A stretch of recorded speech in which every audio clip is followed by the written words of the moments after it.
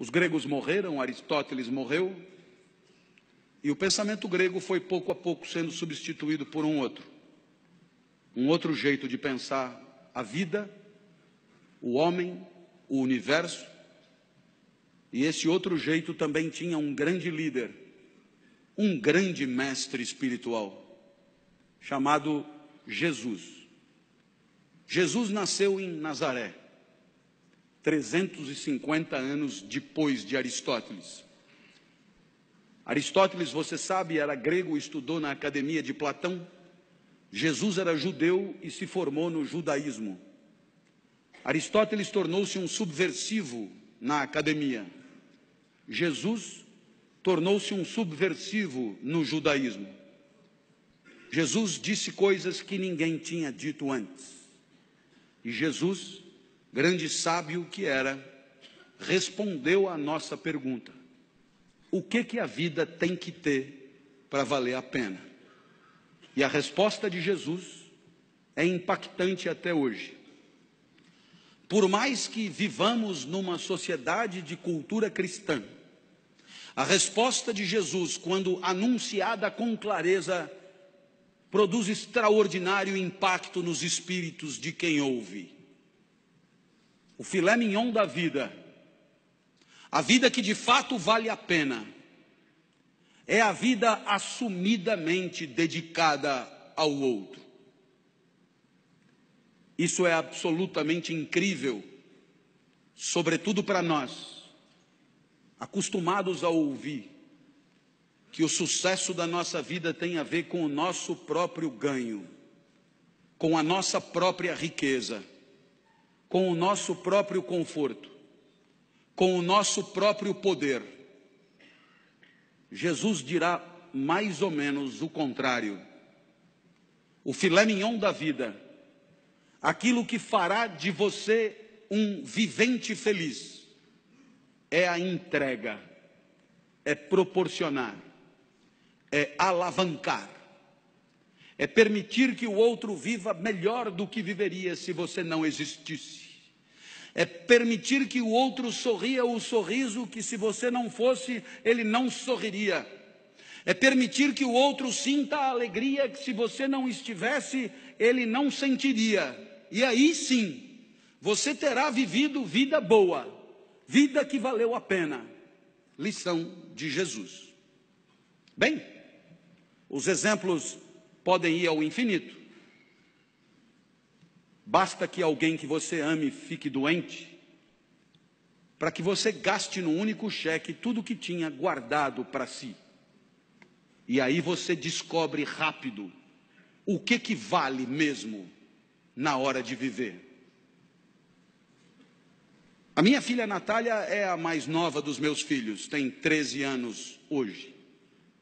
Quando tinha 4, foi acometida de gravíssima doença, rara no Ocidente. Síndrome de Kawasaki, um vírus letal. Funciona mais ou menos assim. Esse vírus só aparece em crianças de 4 a 6 anos. Esse vírus, se desincubar, mata a criança na hora. Mas tem uma vantagem. Se ele não desincubar por 2 anos, ele acaba morrendo.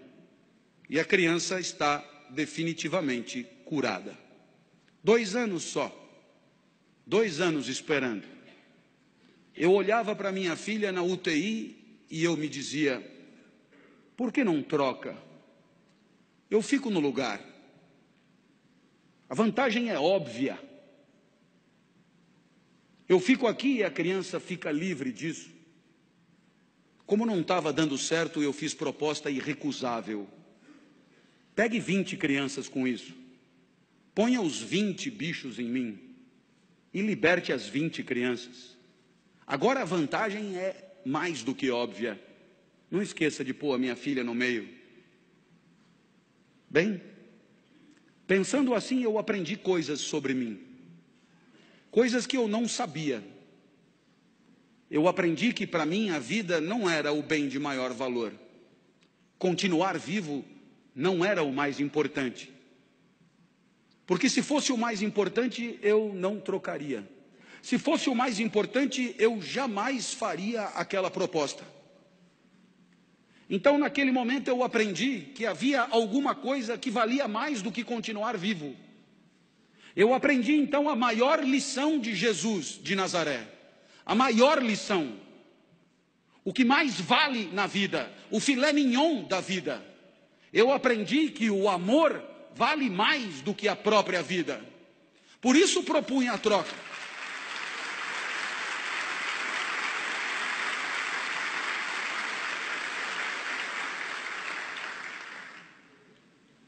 Mas é claro que por onde você andar, você encontrará o mesmo fenômeno. Pessoas desesperadas lutando para diminuir o sofrimento de quem sofre. Na Boate Kiss em Santa Maria, nos desmoronamentos em Petrópolis e Teresópolis, nos incêndios em São Paulo, pessoas completamente despreparadas se atiravam no perigo em nome da proteção da vida alheia. Você encontra isso por onde você andar. Para desdramatizar, minha filha completou 13 anos em maio e ela virou para mim e falou: papai, ela está completamente curada, portanto, e ela falou: papai, eu queria comemorar meu aniversário em casa, queria mostrar minha casa para os meus amigos, você deixa? A minha filha sempre pede tudo para mim, porque de mim ela sabe que ela tira tudo que ela quer, depois ela só comunica à mãe. Eu já falei com o papai e ele já deixou. Vieram 39, subiram no mesmo elevador, invadiram o apartamento no mesmo segundo. E quando eu vi aquele enxame de criança entrando em casa, me lembrei de uma poetisa búlgara que dizia mais ou menos assim: criança pequena é como água, ocupa todos os espaços. Eu me tranquei no quarto, mas a poetisa tem razão, todos os espaços. Papai, papai, queremos brincar aí também. Minha filha, para onde você quer que eu vá? Você não gosta tanto da padaria? Vai para a padaria e espera lá, leva o celular que eu te aviso. E aí eu te pergunto, que espécie de idiota passaria 3 horas de sábado numa padaria, esperando que uma criança o autorize a voltar para sua própria casa? Esse idiota somos todos nós, não somos? Que um dia percebemos que o sorriso da criança amada vale qualquer padaria. Minha filha me autorizou a voltar e quando eu cheguei em casa, porque ela é muito legal, ela virou para mim e disse: papai, muito obrigado por ter deixado, eu me diverti muito. Eu sou emotivo, rapidamente as lágrimas brotam e ela continuou então inapelável. Eu queria te dizer mais uma coisa. Eu adoro ser sua filha. Nossa. Eu, para ouvir aquilo, passaria uma semana na padaria. Eu acho que eu abriria uma padaria. Nesse momento, você poderia imaginar que o exemplo de Jesus encontra abrigo em situações de afetos familiares. E você poderia imaginar que aqui é trabalho, evento profissional, competidores à flor da pele, com sangue no olho e faca nos dentes. A lição de Jesus não encontraria lugar aqui. Eu tendo a discordar. Há 30 anos, como professor universitário, me perguntam por que escolhi essa profissão. E eu costumo brincar dizendo que Jesus explica. Porque se a vida boa é a vida dedicada aos outros, se o filé mignon da vida é a vida onde cada jaula e cada caloria é destinada a alegrar quem está na frente, se a vida boa é a vida em que o outro e o seu desabrochar são o maior valor, admita que a minha profissão é imbatível. Tudo é pelo aluno, é para o aluno, em função do aluno. É o aluno que aprende, é o aluno que se forma, é o aluno que se capacita, é o aluno que se prepara, é o aluno que se posiciona no mercado, é o aluno que volta para você depois que está trabalhando para continuar estudando. Tudo é por ele, cada aula preparada, cada livro escrito, cada ensinamento dado é para que ele possa pensar melhor e viver melhor. Nada volta, nem salário tem. É evidente que é pelo aluno. Mas eu falo do professor a título de exemplo. Todas as demais profissões podem ser assim. Quando o médico volta para casa à tarde e às 4 da manhã é acordado, ao se levantar, ele talvez ganhe mais do que o professor, mas não é por causa disso que ele levanta. Nem ele, nem o dentista, nem o advogado, nem o psicólogo, nem ninguém. E aí eu costumo dizer, disse até uma vez num evento de mídia que depois na internet atravessou o país, que trabalhar é quebrar o galho de alguém. Trabalhar é quebrar o galho de alguém com conhecimento de causa. Trabalhar é quebrar o galho de alguém com formação. Trabalhar é quebrar o galho de alguém com método, com expertise, com protocolo. Mas trabalhar é, antes de tudo, quebrar o galho de alguém. Feliz daquele que consegue enxergar na alegria do outro o resultado das suas ações, do seu investimento, da sua dedicação e do seu empenho. E é evidente que alguém como você, que trabalha com um valor maior de felicidade, que é a segurança, é evidente que alguém como você tem claro no seu espírito que se você se empenha por progredir,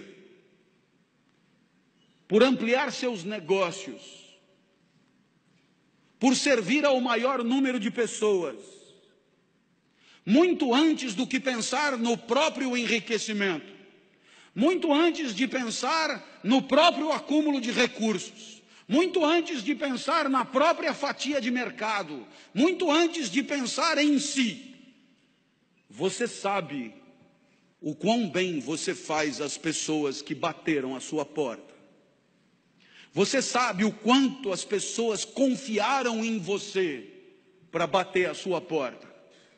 Você sabe o quanto as pessoas que não dominam o setor como você domina, confiaram em você para entregar a você a segurança daqueles que ela mais ama, seu maior tesouro, seu bem mais precioso. E você enxerga isso, entende a responsabilidade que é a sua, e sabe que a tua maior responsabilidade não está na simples ampliação dos teus negócios, mas está na proteção daqueles que acreditaram em você, na proteção daqueles que em situação de não defesa, de situação de insegurança, vieram bater a porta e confiaram nos serviços que oferecem. Portanto, você entende que só isso dará a você a dimensão do sentido do trabalho, o sorriso do outro, muitos outros, mas muitos outros, famílias inteiras, enorme quantidade de gente que sorri um pouco mais, por se sentir um pouco mais seguro. Aí está o sentido do seu trabalho. O resto é tabela, números, gráficos, de frieza impiedosa, e que pouco ou nada justificariam o seu empenho extra, a sua dedicação extra, porque é exatamente olhando no olho daqueles que confiam em você, que você se sente importante. E não contribuindo com números frios e porcentagens que nelas mesmas nada querem dizer. Essa é a lição de Jesus de Nazaré. Até porque você um dia vai perceber que não precisa jantar 5 vezes na mesma noite. Jante só 4. Vai fazer bem para você. E você terá gente feliz do lado. Gente que não ia comer, te fazendo companhia. Uma homenagem a Jesus, segundo o sábio do nosso encontro.